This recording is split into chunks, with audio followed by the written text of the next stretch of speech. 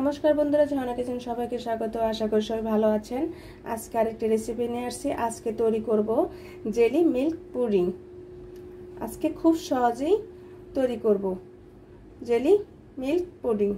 আজ আমাদের লাগছে, আমরা এখানে 1 লিটার পরিমাণের মতো দুধ নিয়েছি, প্রয়োজন মতো চিনি, আর এখানে আমরা ইউজ করব আগার আগার পাউডার। আর আমরা জেলি ফুড কালারের জন্য নিয়েছি আমরা জর্দা কালার। প্লিজ বন্ধুরা, এখনও যারা সাবস্ক্রাইব করেননি তারা একটি সাবস্ক্রাইব করে দিবেন এবং একটি লাইক করে দিবেন। আপনারা আমার পাশে থাকুন, বেশি বেশি শেয়ার করে দিবেন। নতুন নতুন রেসিপি নিয়ে আপনাদের সামনে হাজির হব। খুব সহজেই তৈরি করব। চলুন আমরা আগে দুধটা গরম করে নিই। আমরা এখানে দুধটা গরম বসিয়ে দিয়েছি। আপনারা এখানে খুব সামান্য পরিমাণের মতো 1 চিমটি পরিমাণের মতো লবণ দিয়ে দিতে পারেন। আর যদি মিষ্টিতে লবণ না খেতে চান তাহলে নাও দিতে পারেন। আমাদের দুধটা হালকা গরম হয়ে গিয়েছে। এখন আমরা 1 কাপের পরিমাণের মতো আমরা দুধ তুলে রেখে দিব। আমরা এখানে 4টে এলাচ দিয়ে দিব। আপনারা চাইলে এখানে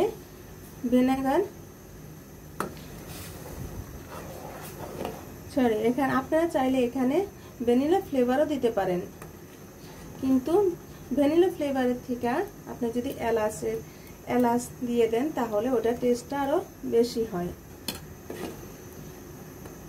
আমরা এখানে 1 কাপের মতো আমরা চিনি দিয়ে দিব।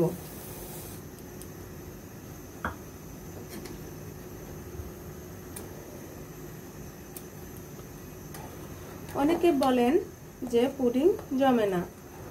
আপনি যদি আগার আগার পাউডার ইউজ করেন তাহলে খুব সহজেই জমে যায় এবং খেতে অনেক টেস্ট হয়। আপনারা যদি আবার এমনিতেও কর্নফ্লাওয়ার দিয়েও পুডিং তৈরি করা যায়। আমরা এখানে যে আধা কাপ পরিমাণের মতো দুধ তুলে রেখেছিলাম, এখন দুধটা আপনারা খুব ঠান্ডা করে নেবেন, নরমাল করে। আপনারা কখনো গরম দুধের মাঝে আগার আগার পাউডার দিবেন না, তাহলে সহজেই জমে যাবে। এখানে আমরা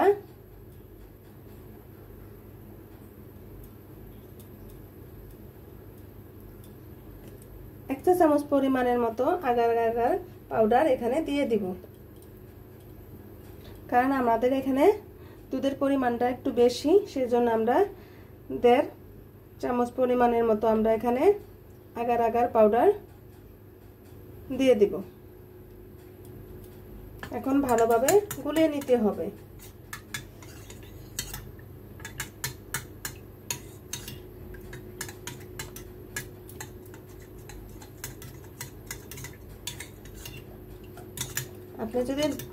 আপনি যতটুকু প্রয়োজন দুধ নিতে পারেন, তাহলে একটু আগার আগার পাউডারটা একটু হালকা পরিমাণে বেশি দিয়ে দিবেন।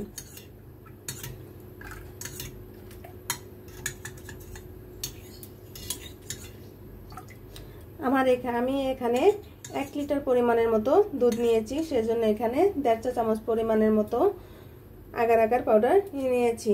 আপনি চাইলে 2 চামচ পরিমাণও দিতে পারেন। আপনি যদি জেলি মিল্ক পুডিং যদি বাসায় তৈরি করেন তাহলে ছোট বড় সকলেরই পছন্দ হবে।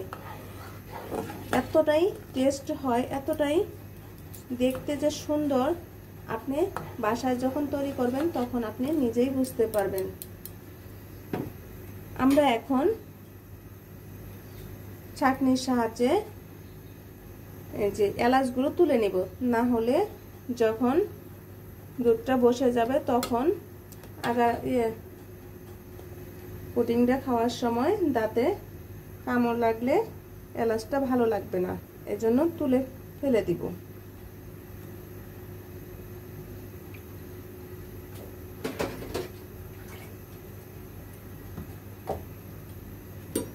আমাদের দুধটা হয়ে গিয়েছে। এখন আমরা আগার আগার পাউডারটা দুধের সাথে যে মিশিয়ে নিয়েছি সেটা এখন দিয়ে দিব। আপনারা অবশ্যই খেয়াল রাখবেন, যখন আগার আগার পাউডারটা দুধের সাথে মেশাবেন অবশ্যই ঠান্ডা দুধের সাথে মেশাতে হবে, না হলে দুধটা জমে যাবে। আমরা এখানে ইউজ করব আর দুধটা নেড়ে চেড়ে দিতে হবে, না হলে বসে যাবে নিচে।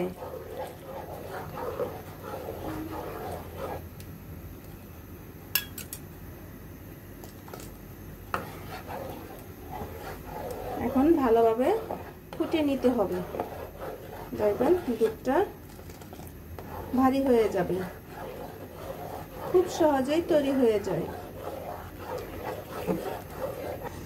আমরা এখানে 2 থেকে 3 মিনিটের মতো আমরা দুধটা ফুটিয়ে নিয়েছি। দেখুন আমাদের দুধটা ঘন হয়ে আসছে। আপনারা অবশ্যই 2 থেকে 4 মিনিটের মতো ফুটিয়ে নেবেন দুধটা।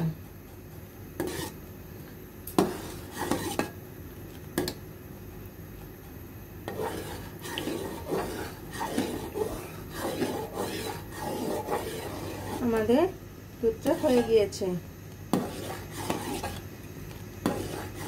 দেখেন দুধটা ঘন হয়ে গিয়েছে। ঠান্ডা হলে দুধটা বসে যাবে। এখন আমরা চুলাটা অফ করে দেব।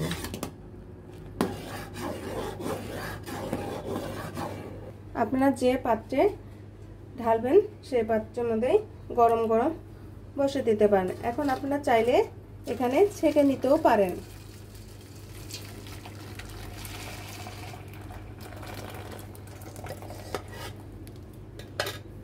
এখন আমরা রেখে দেব। বন্ধুরা এখন আমরা জেলিটা তৈরি করে নেব। আমাদের লাগছে, আমরা এখানে একটি লেবু কেটে নিয়েছি। আমাদের লাগছে জেলিটার জন্য লাগছে আগার আগার পাউডার, এবং কালারের জন্য লাগছে জর্দা ফুড কালার, এবং আমরা নিয়েছি আমরা এখানে 1 কাপ পরিমাণের মতো চিনি। চলুন আমরা জেলিটা তৈরি করে নিই। চিনিটা ঢেলে দিব। আমরা এক কাপ পরিমাণের মতো চিনি নিয়েছি, এর জন্য আমরা 1.5 কাপ পরিমাণের মতো আমরা জল দিয়ে দিব।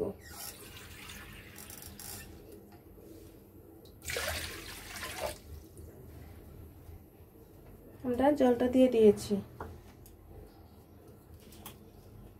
এখন আমরা ফুড কালারটা দিয়ে দিব। আমরা জর্দা ফুড কালারটা দিয়ে দিব। আপনারা চাইলে এখানে অন্য যে কোনো কালারও দিতে পারেন। এখন আমরা লেবুটা এখানে রস করে দিয়ে দিব। এখন একটু ভিজিয়ে নিই। আমরা এখন আগার আগার পাউডারটা দিয়ে দিব।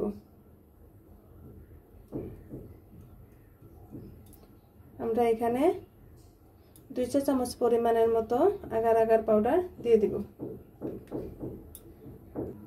এখন আমরা লেবুটি এর মাঝে চিপড়িয়ে দিয়ে দিব। আপনারা অবশ্যই লেবুটা দিবেন। গন্ধরাজ লেবু দিলে অনেক অনেক ভালো হয় এবং খেতেও অনেক টেস্টি হয়। এখন আমরা জেলিটা তৈরি করে নিব। এখন আমরা এভাবে জেলিটা তৈরি করে নেব। আপনারা অবশ্যই আগার আগার পাউডারটা ঠান্ডা জলে মিশিয়ে নেবেন। এভাবে আমরা 5 থেকে 6 মিনিট জলটা ফুটিয়ে নেব। আপনারা এখানে 1 চিমটি পরিমাণের মতো লবণ দিয়ে দিতে পারেন, তাহলে টেস্ট আরও বেড়ে যায়। দেখুন আমাদের জেলিটা হয়ে গিয়েছে। আমরা আর 1 থেকে 1.5 মিনিটের মতো জলটা ফুটিয়ে নিব। আপনারা কিন্তু বলক আসার সাথে সাথে নামিয়ে নেবেন না, অন্তত 5 থেকে 6 মিনিট জলটা ফুটিয়ে নেবেন। দেখেন আমাদের পুডিংটা কত সুন্দর হয়েছে, পুরোপুরি সেট হয়ে গেছে, কতটাই সুন্দর হয়ে গেছে। আমরা অন্তত 2 থেকে আড়াই ঘন্টার মতো আমরা রেস্টে রেখে দিয়েছিলাম। এখন আমরা জেলিটা এর মাঝে দিয়ে দিব। আপনারা অবশ্যই চামচের মাঝে দিয়ে দিবেন, কারণ তাহলে না হলে গরমটা দুধের মধ্যে পড়লে সাদা সাদা হয়ে যাবে, দুধটা গলে যাবে। আবার জেলিটা অবশ্যই গরম অবস্থায় ঢেলে দিবেন, ঠান্ডা হলে আবার সেট হয়ে যাবে, তখন ভালো হবে না।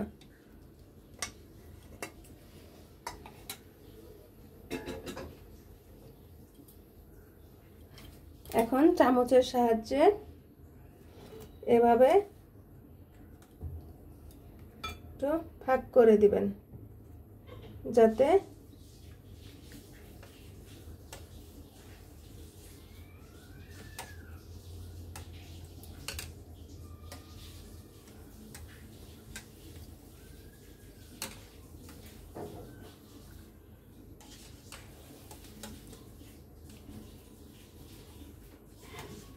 জেলিটা দেখতে সুন্দর হয়, ভিতরে ঢুকে যায়।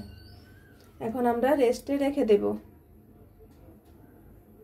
দেখুন বন্ধুরা, আমাদের জেলি মিল্ক পুডিংটি কি সুন্দর হয়েছে। এখন আমরা উঠিয়ে নেব।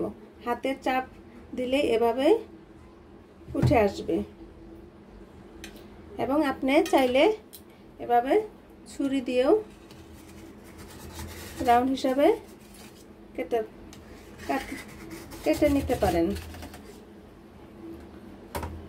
এবং একটি বড় থালার সাহায্যে উপর করে দেখুন আমাদের পুডিংটা কত সুন্দর হয়েছে, কতটাই দেখতে। এখন আমি আপনাদের ছুরি দিয়ে কেটে দেখাচ্ছি।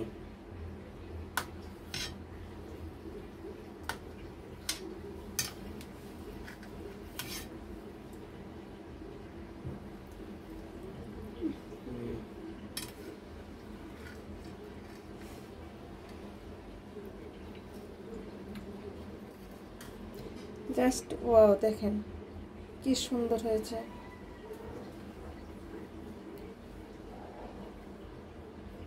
ভিডিওটি দেখার জন্য ধন্যবাদ। Thank you.